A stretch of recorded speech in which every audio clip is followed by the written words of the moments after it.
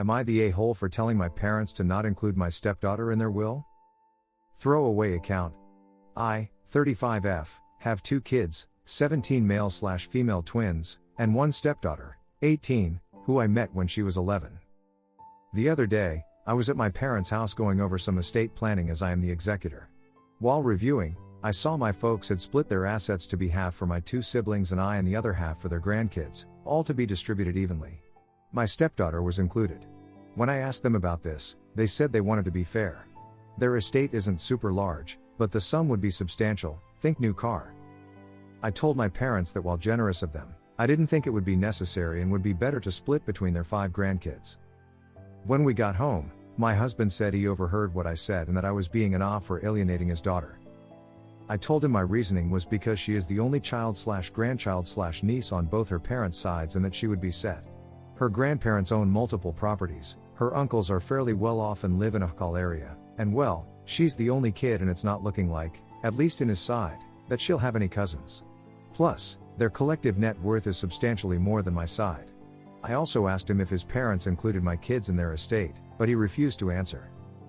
Still, he said I was being an a-hole and accused me of not caring about her future. I think I was doing the right thing by looking out for my kids and their cousins. Am I the a-hole?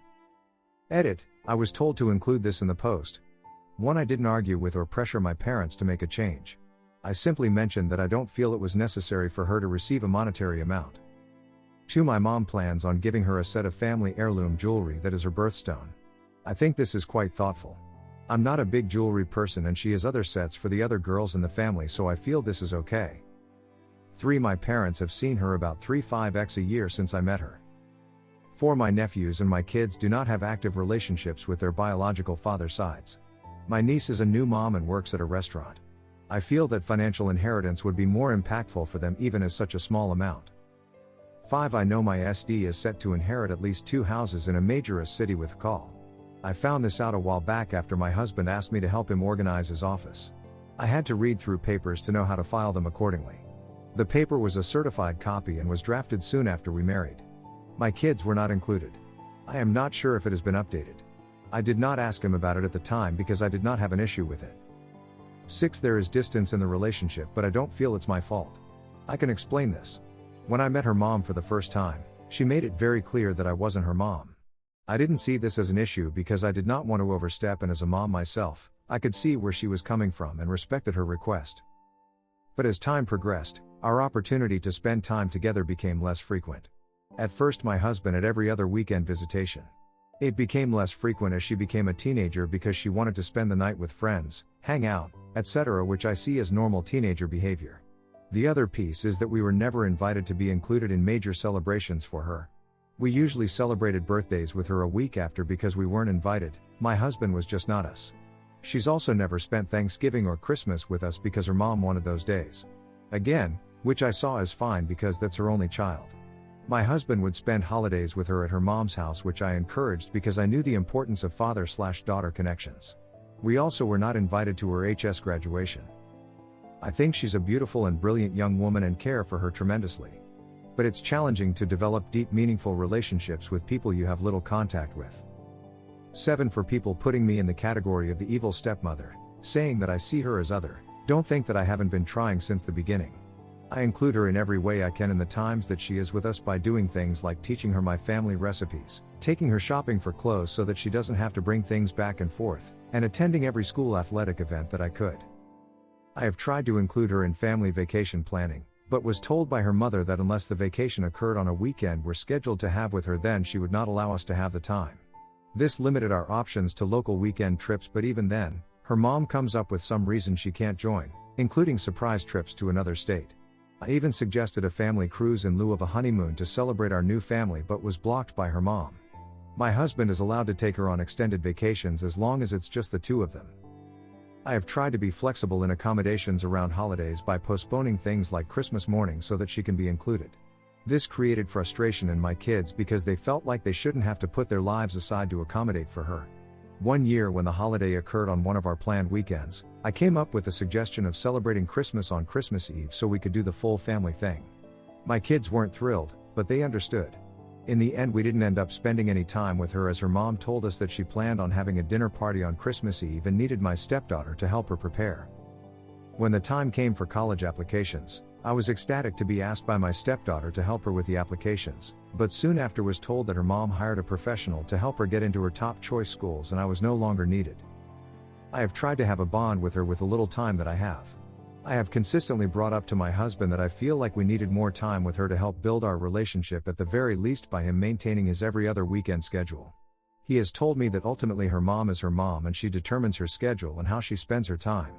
He has also expressed that he fears that if he undermines her mom, then he might lose the time and relationship that he does have with her, and I do not want to be the reason for any sort of break in their relationship.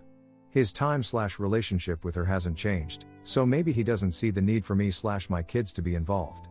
But if he doesn't advocate for us, then what am I supposed to do? Update.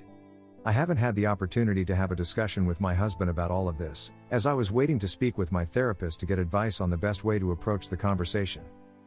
However, I did receive a phone call this morning from my father-in-law, who I see as an absolute angel of a man. Apparently, my husband told his mom about our argument and my mother-in-law went off, and this is how my father-in-law found out about it. Phil asked me what my side of the story was, and I very emotionally told him everything as I listed in the op.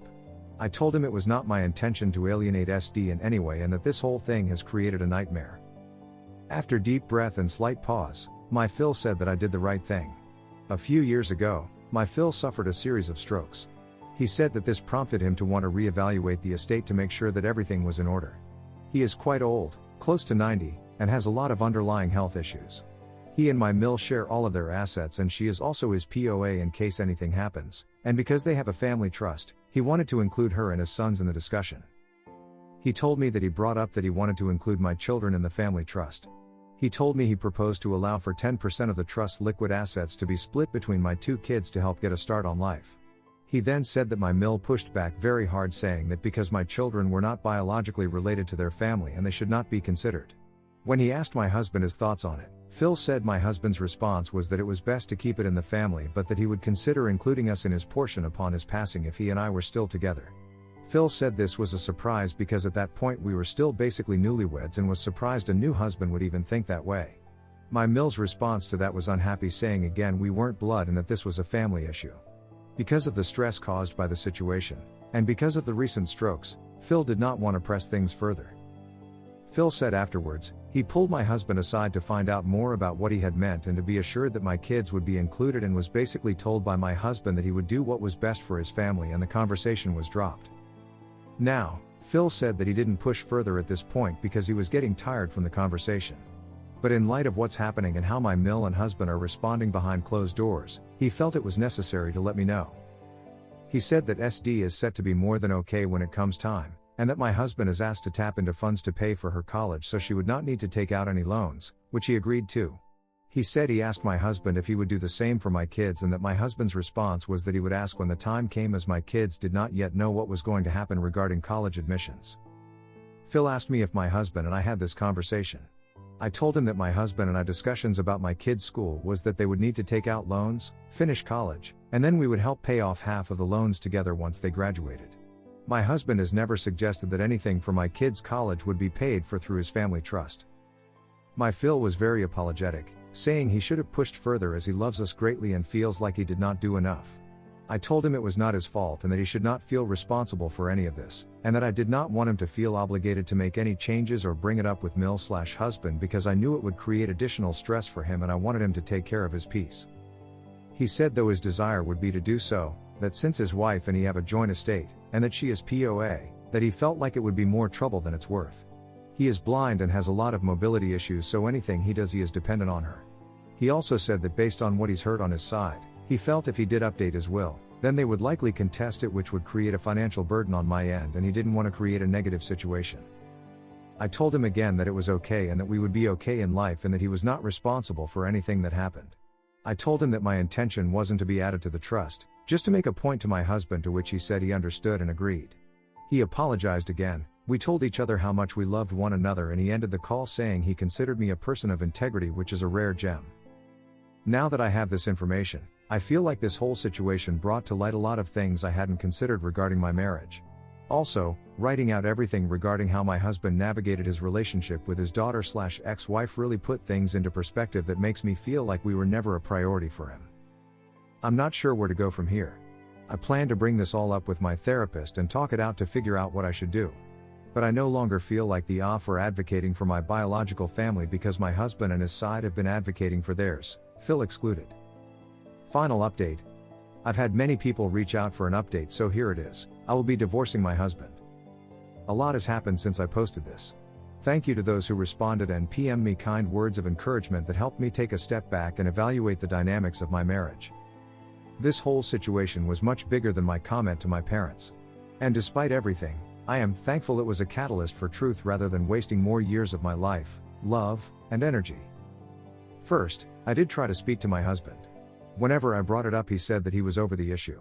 I mentioned to him that I thought it would be good for us to attend couples counseling to work out our differences with a neutral party to help us build a stronger relationship. He agreed and I honored his requests for the type of counselor he wanted to see. However, when the appointment times came, he no-showed, citing that things came up at work or he wasn't feeling up to it. He missed a total of 3 appointments that I ended up attending myself. The counselor helped me recognize some potential covert narcissist traits based on my version of things. The counselor said they couldn't say for sure these things were true, nor could they provide a diagnosis, but from what I said and husband's no-shows, they felt it was highly likely. The frustration caused by all of this made me decide to take my kids to see my brother and his family for Halloween and the weekend. They live close to a city that goes all out for the holiday and it's within a reasonable driving distance. My husband didn't object. I asked him if he had plans and he said he was just going to work around the house and relax. He assumed that I would be with them the whole time. I took my twins, spent the night, and left them there hoping to be able to go home and have a serious conversation with my husband without distractions. On the way home, my daughter called me. She said that there was a post-Halloween party happening at our house and that both SD and her mom were there. She found out because one of her teammates from school's older sister had been invited. The sister is friends with SD. She also sent me screenshots from social media from the inside of our home where I could see who was in attendance. I didn't recognize anyone except husband South Dakota, and SD's mom. When I got home Friday evening, I pulled up to the house and it was filled with cars including SD's mom. I didn't knock because I was already embarrassed as it is. Instead, I went to stay with a friend. The next morning, I went home to confront my husband. All the cars were gone except SD's mom. A woman who refused to knock on our door during pickup/drop-offs had spent the night at our home. When I let myself in, all 3 were eating breakfast around the table like a family. SD's mom gave me a big smile and exaggerated hospitality. SD tried hard to hide her giggles. Husband was bewildered. There was no evidence of a major party. SD's mom said she'd see him later and left with SD. SD did not acknowledge me besides her laughing, which continued on her way out of the door. I'm not a confrontational person by nature, so I didn't stop them to question. I asked him to explain. He tried to say that they had just come over for breakfast. I told him I knew that wasn't the case because I drove by last night. He kept denying, but I pressed. I didn't tell him about the social media. He tried to gaslight me, saying that I lied to him about being gone all weekend. I told him I was taking the kids to see my brother for the weekend but didn't say I'd be staying with them. I brought up that he lied to me about working around the house. He said the party was a last-minute request from SD's mom to host for her friends. All of the guests were her friends. And the amount of guests suggests it was likely planned the moment I mentioned I'd be going out of town. I questioned about her spending the night, but he said she slept in the guest bed because she was too drunk to drive, but I doubt it. I asked him if he even wanted to be married. He said yes. But that his priority is his daughter, who is now in college. I asked what that had to do with her mom and having parties in the home we share, especially now that she is a legal adult. He said that he will always love her as the mother of his child. We agreed early in our relationship that we wouldn't have kids as we'd essentially be starting over, so this statement hurt me on so many levels. I told him that his lies and mistreatment of me was over. That he never prioritized our marriage and always put his first family before us. He said I was delusional. I told him not to be home when I came back to get my stuff. I called my kids to tell them what happened. They said they weren't surprised. Apparently, they've been feeling some type of was towards him for a while and felt they couldn't tell me because they knew how important marriage was to me. My parents were an example of what I wanted to have in my own life. I felt like crap for creating that kind of break with my kids. They were gracious and told me I deserved better. I told them they could come home or stay with my brother and they decided to stay. But yes, I am the a-hole for prioritizing my marriage over my kids. And I will be setting up family therapy for us. I went and rented a 3-bedroom apartment the same day. The friend I stayed with the night before helped me pack my stuff and move over the weekend. Future ex-husband's whereabouts were unknown, but I can assume. During the move I got a string of nasty texts from SD's mom saying that I was jealous that she had picked a good man who she conceived a baby with love with, a direct jab at the circumstances under which I had my kids. Their dad is an addict and not in the picture. She said I'd never have what they have. My understanding of the circumstances of their divorce was that she had an affair. When we first met I explicitly asked if she was okay with me and him dating, at that time. She said she had no issue, and that she was glad he was happy. This was the same day as her comment about me never being mom to stepdaughter. She was also dating someone at the time. Once I got settled, I told my family about what happened, parents and siblings. They were livid. Especially my dad. This is where he voiced that he had been sick of trying to include my husband/SD in family events just to be constantly stonewalled by them. They don't take blatant cruelty lightly, and her reaction to my walking in on their breakfast makes them see her as cruel. They said if she had shown even a bit of embarrassment or remorse, they would have thought differently of her. So yes, I'm the a-hole for overlooking my future ex's treatment of me and my family. For delusionally thinking things would get better. For pouring into people who don't seem to gaff while I had love and support from my real family. I will say, I don't blame my SD for this. She is her parents' child. Who knows what was said about me behind closed doors over the years. In that case, she is innocent. However, she is now an adult that can make her own choices. She can decide if she wants to participate in behavior that puts other people down. Maybe she's still young enough to be influenced under her parents' thumb regarding how she treats people. Maybe one day she will realize that she can speak up when she sees bullying behavior by members of her own family. But I won't be around to find out. I still talk to my Phil. He's been checking in on me regularly while Mill is out running errands. He's sorry for the circumstances but glad I stood up for myself. He told me he will help me in any way he can to make my transition easier. I said the best he can do for me is still be my friend. Now he tells me stories about his younger years instead of us talking about other parties involved. My kids like our new place. They said school is still doing okay and are looking forward to graduating. We decided to adopt a cat. Something we all wanted but put off because X hates them. Both have decided to pursue complementing trades and going into business together after college. They said they had been discussing it for a while. They had mentioned it to me before alongside a long list of other possible post-graduation plans, so I was aware of it as a possibility, but now they say it's the goal. I also told my parents that if they wanted to reconsider their will, then I wanted them to decide to do something that made them happy, even if it included SD. They said they had already been talking to a financial advisor after speaking with my brother since the time of our meeting mentioned in the original post. He encouraged them to enjoy their money now. They want to move to my paternal grandparents' home country where we have some extended family. Moving will save them a lot of money as the call is much lower and he can buy land since my dad is a dual citizen. They said if it works out, they'll leave their house here for my sister and her boys to live in rent-free as long as she keeps up maintenance. They also mentioned the possibility of contributing to my niece going back to school so she doesn't have to work as a server much longer. All this planning on their end started just before the Halloween fallout. I told them I'm glad they're deciding to enjoy their money while they're still around. Husband has reached out several times begging me to reconcile, asking for marriage counseling, etc. I guess he thought I wasn't as serious as I was. Said he made a big mistake and put the blame on SD's mom/his mom for poisoning him regarding our marriage. Told him it was not my problem and that I hope he has the life he deserves. If I could tell my younger self something, it would be don't ignore the red flags. If things feel off or unfair, then they probably are. Don't prioritize people who couldn't care less about your feelings or overall well-being. People can change, but it's not your responsibility to help them. Invest that energy in yourself. I'm so glad I kept my job/income despite my husband's request for me to be a housewife. If I hadn't, I wouldn't have been able to leave as quickly as I did. TLDR, told my parents I thought it wasn't necessary to include SD in there because she's set to inherit a lot from my husband's family. Husband got pissed and said I was alienating his daughter. Later got a call from my Phil saying I wasn't the a-hole. Now I'm leaving my husband. I hope you guys like this video. If you did, make sure like, comment, share and subscribe the channel our posts.